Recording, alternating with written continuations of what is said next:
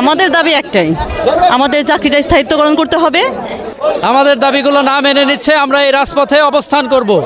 আমরা হয় এখানে মৃত্যু হবে আমাদের, তাও আমরা রাজস্ব চাই। আমরা আর এই দাসপ্রথা চাই না। আমরা আর বৈষম্য চাই না। আমাদের দাবি একটাই, আমাদের চাকরিটা স্থায়িত্বকরণ করতে হবে। ঠিক আছে, আমার কলিগ যে অধিকারটা পাচ্ছে সেই অধিকারটা আমারও চাই। আমি পরিশ্রম করে যাচ্ছি, গাদার খাটনি খাচ্ছি। আপনারা হয়তো জানেন না, যখন তফসিল ঘোষণা হয় আমরা শুক্র শনি সমাজে ডিউটি করে যাই। এমনও হয় রাত 8টা 9টা 10টা 11টা বেজে যায়, কখন আমরা বলতে পারি না। কিন্তু আমরা কিছুই কিন্তু পাই না, শুধু পরিশ্রমটাই করে যাই। দিন শেষে আমাদের কিচ্ছু থাকে না, ওই বেতনটা আমরা একটু হাতে পাই। আর সবচেয়ে বড় কথা কি, যে আমাদের একটা আলাদা বিন্যাস করে রাখছে, আমরা প্রকল্পে আছি।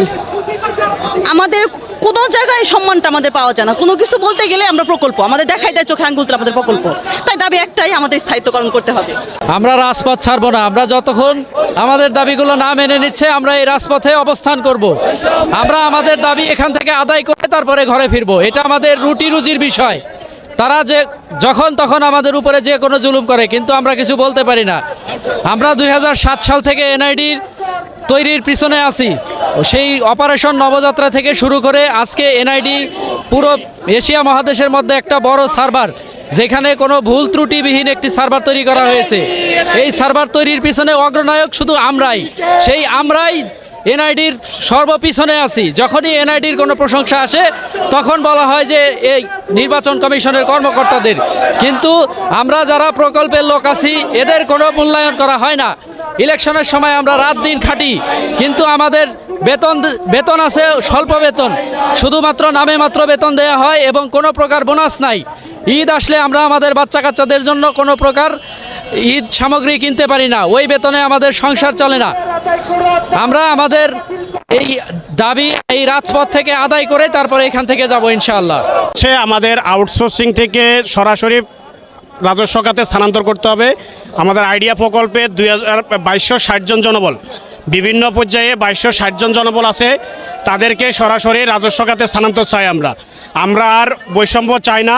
দীর্ঘদিন ধরে আমরা 17 বছর যাবৎ আমরা এই প্রকল্পে নিয়োজিত আছি। বিভিন্ন সময় নিয়োগ পেয়ে আমরা এখানে কোনো সরাসরি নিয়োগ পাই নাই। আমরা এই প্রকল্পে সরকারি চাকরির মতো নিয়োগ বিজ্ঞপ্তির মাধ্যমে আবেদন করে 3 ধাপে পরীক্ষা দিয়ে, রিটেন, প্র্যাকটিক্যাল, ভাইভা পরীক্ষা দিয়ে মেধা তালিকায় উত্তীর্ণ হয়ে তারপরে মেধাক্রম অনুসারে আমরা এখানে নিয়োগ পাইছি। সো আমাদের এই প্রকল্প অন্য 10টা প্রকল্পের মতো না যে আপনি অন্য 10টা প্রকল্পের সাথে তুলনা করে আমাদের এই আন্দোলনকে নস্যাৎ করার চেষ্টা করবে বিভিন্ন মহল।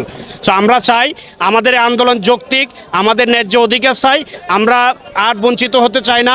17 বছরের যে বঞ্চনার শিকার হয়েছি, যে নিপীড়নের শিকার হয়েছি বা যে বৈষম্যের শিকার হয়েছি, আমরা চাই না আর সেই বৈষম্যের শিকার হতে।